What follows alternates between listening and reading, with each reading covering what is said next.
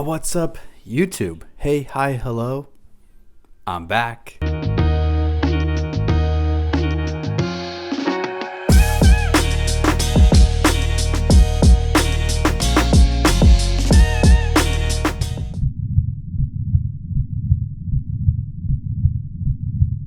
Well, for those of you guys that are new here, my name is Jason. I'm a second year, almost third year medical student now, here in Washington, D.C. at GW.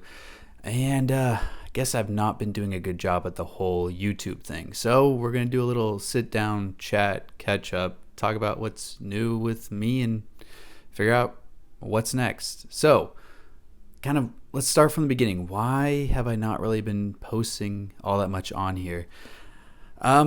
I took a lot of introspection and kind of like figuring out why was I filming all of these videos and was I even having fun doing it all? And to be quite honest, I don't think I was. I think I was in it for the wrong reasons. I think I was really trying to be one of those famous influencers who made tons of money from the videos, and well, that just wasn't me. I just kind of got burnt out. Didn't really have the passion to create more or less the same content of what I did every day, what I did every week, so on. So I just kind of stopped and put it down. But beyond that, I had to prioritize some other things in my life, and YouTube kind of fell to the wayside. I put in a lot of emphasis into research.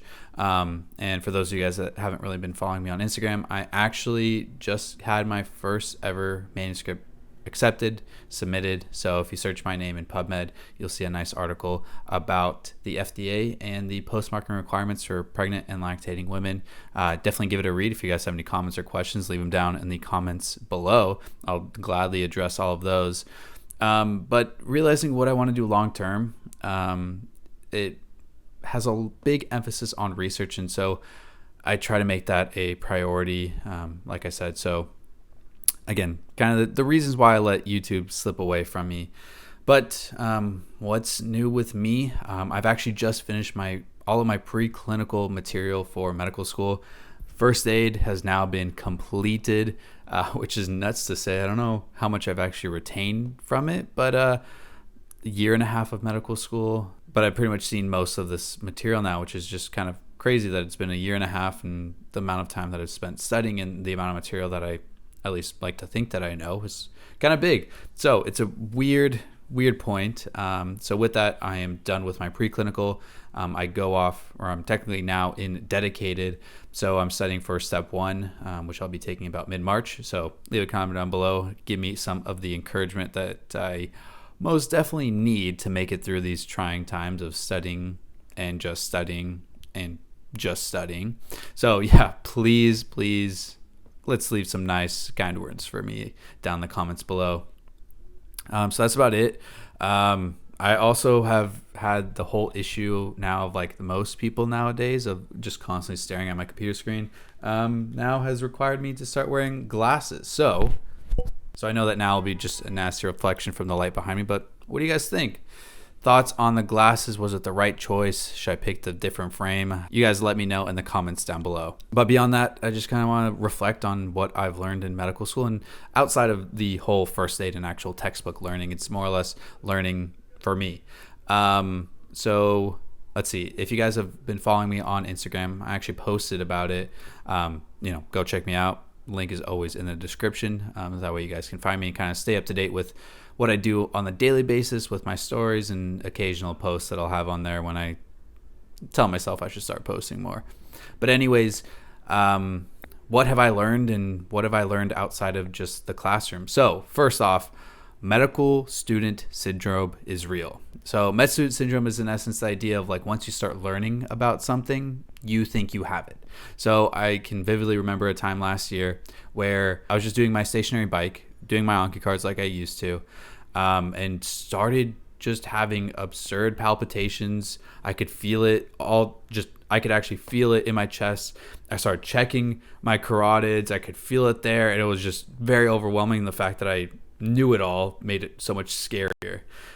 People always say that going through the psych unit is always a lot of fun because then you start self-diagnosing yourself with other psychiatric disorders. Didn't really quite have that. Well, maybe a little bit. I've learned that I love a good schedule. I love a good routine. And with that, I kind of fall under the obsessive compulsive personality disorder, which is different from OCD or obsessive compulsive disorder. You guys can comment and say what the difference is. Leave it down in the comments below. So that's definitely a very interesting part. But yeah, so what else have I learned? I think another big thing is that my study routine was perfect until it wasn't. So with that just really meant that I had to constantly change and update how I was studying, what the materials I was using, how I was utilizing them. So it would completely change from something like cardio or renal, where you had to really understand the concepts and the conceptualize everything of the pathology and the physiology of it all was super complex, versus something more or less like musculoskeletal, where it's a lot of, all right, memorize all the muscles, all the bones, and you can kind of figure it out from there. So again, my study schedule was perfect until it wasn't, and it took a lot of organizing and restructuring to figure that out. Third was the importance of finding a good mentor. I think I found someone who will vouch for me and really tell me when I'm doing something, more so to check it off compared to something that I'm passionate about. So GW is super unique in that we have a coaching program in which we have physicians that'll come in and be the coach or the mentor of 5 to 6 students. So my coach really has been immensely helpful. I give a huge shout out to him because I don't think I would have gotten my whole MSK summer research fellowship without his support and without his help in my whole application process. And he will gladly sit me down and be like, all right, where do you want to go and how are we getting there? It's not a question of if, it's just more so a question of how. And it's been great to kind of have someone in my corner. Beyond that, that's just like a life mentor. But I've been having a lot of questions about research and how do I get more involved? What are my, I have these thoughts that come in and how do I make it come into reality? And so with that, definitely been doing a lot of research, like I said, and it's kind of taken away from the whole YouTube side of things. So I have some strong mentors, back from my time at Memorial Sloan Kettering over the summer, even here at GW, who understand kind of the name of the game of getting those publications out there and working that numbers game, but also to, why do things happen the way they do? What can we learn about it? And how can we change it for the future? And so a lot of research ideas kind of going on, a lot of projects that I'm currently working on with GW and the cancer research that's kind of going on here. I can't say that there's this like big group that just does research and then you can hop on easily and just get a part of it. You look through some data, you edit the manuscript, and then you're somehow an author. Here it's a lot more of, all right, here's your idea. Now you take full ownership and make it happen. So it's been a little bit tough in that the whole onus is on me to kind of do things and perform well. So that's been a little bit difficult, but it's been a great learning opportunity to kind of push myself to get more of the understanding of everything that's going on within my topic, within my idea, to get that research done. So it's been a lot of learning, learning about myself and how do I study, and learning about all the different diagnoses that may or may not be afflicting me at the moment. And last, it's finding that mentor. But that's just been what I've learned in the past 18 months, which is crazy to say. I'm at this weird point now where I am still reaching out to the people who are ahead of me, asking them for help of how do I get into a specific residency? How do I find what rotations I should be trying to go for? How should I approach rotations to begin with? So that's what I'm asking people. But now I'm getting all the questions of how do I get into medical school? Now I'm in this weird point where it's not only asking for help from the generations ahead of me of how do I get to where they are, it's now providing the help for the generations that are coming to how do they get to where I am. And it's a very weird moment in realization, and all of that is that's never ending cycle of just helping people out. But let's talk about rotations, because like I said, I'm done with preclinical. So now I am in my dedicated period for step 1. I study for that, pass that hopefully soon, and I will gladly take all of the encouragement and support from you guys. So please leave some nice comments down below.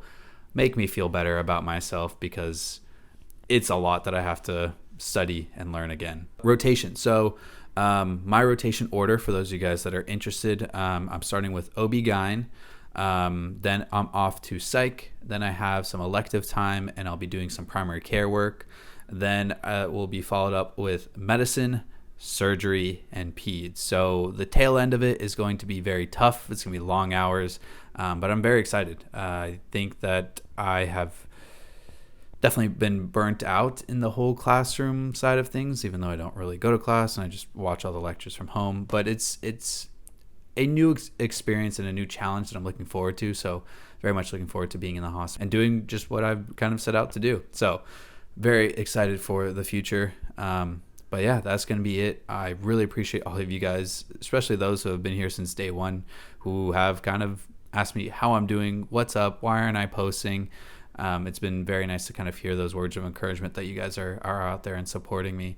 So I really appreciate it. But now the plan is for future videos to more or less document less of the day-to-day of like what I'm doing, what I'm studying, and kind of my morning routine, let's say, to more so of what have I learned on a rotation. Is there a cool case that I want to share with you guys? Definitely a lot simpler, a lot more of just sitting and talking. I think that'll just make it easier for me and allow me to kind of put out more content that's more enjoyable for me to look back on, and hopefully more enjoyable for you guys to watch as well. But that's going to be it. Thank you guys for all the love and support, even through my hiatus from YouTube. But I am back for now. But yeah, we're going to wrap up the video here. Thank you guys so much for all the love and support. Please be sure to like and subscribe. Leave a comment down below. And let me know what else you guys want to see from me. But that's going to be it. I'll catch you guys in the next one as we embark on the journey of MD in the making. Peace.